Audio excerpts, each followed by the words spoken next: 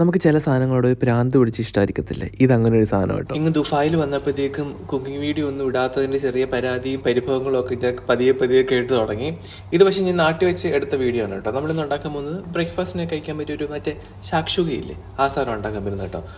പെട്ടെന്നൊക്കെ ഉണ്ടാക്കാൻ പറ്റുന്ന സാധനമാണ്. പിന്നെ ദുബായിലെ വീഡിയോ എവിടെയെന്ന് ചോദിക്കുമ്പോഴത്തേക്കും ഞാൻ കുറച്ച് വീഡിയോ ഒക്കെ എടുക്കുന്നുണ്ട്. പിന്നെ നമ്മൾ ഈ ഓരോ സ്ഥലങ്ങളിലൊക്കെ പോകുമ്പോഴത്തേക്കും ഞാനിങ്ങനെ വീഡിയോ എടുക്കുമ്പോഴത്തേക്കും ഉണ്ടല്ലോ, എനിക്ക് സ്ഥലങ്ങളൊന്നും എൻജോയ് ചെയ്യാൻ പറ്റുന്നില്ല. അതുകൊണ്ട് ഞാൻ കുറച്ച് നേരത്തേക്ക് ആ പരിപാടി നിർത്തി വെച്ചിരിക്കുകയാണ്. പക്ഷെ ഞാൻ വീഡിയോ ഇടും. അപ്പം നമുക്ക് ഈ ഷാക്ഷുക എങ്ങനെ ഉണ്ടാക്കുന്നത് നോക്കാം. അപ്പം നമുക്ക് വേഗം ഉണ്ടാക്കിയാലും. കുറച്ച് ബട്ടറിനകത്തോട്ട് പച്ചമുളകും കുനുകുനാന്ന് നിറഞ്ഞ വെളുത്തുള്ളിയും ഇട്ട് കൊടുക്കാം കേട്ടോ.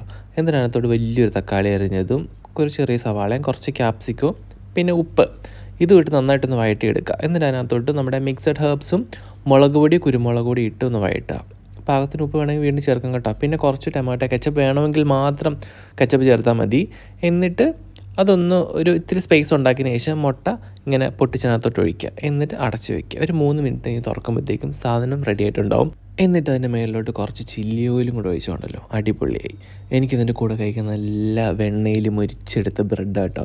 അതും കൂടി കഴിക്കുമ്പോഴത്തേക്കും ആഹാ എന്താ സന്തോഷം. രാവിലെ ബ്രേക്ക്ഫാസ്റ്റിന് കഴിക്കാൻ പറ്റിയ സാധനം കേട്ടോ. ഭയങ്കര എളുപ്പമല്ലേ, സുഖം ഉണ്ടാക്കാൻ, നല്ല ടേസ്റ്റുമാണ്. എന്ന് അപ്പം ദോശയൊക്കെ കഴിച്ച് മടുത്തവർക്ക് ഇതും ട്രൈ ചെയ്ത് കഴിക്കാം.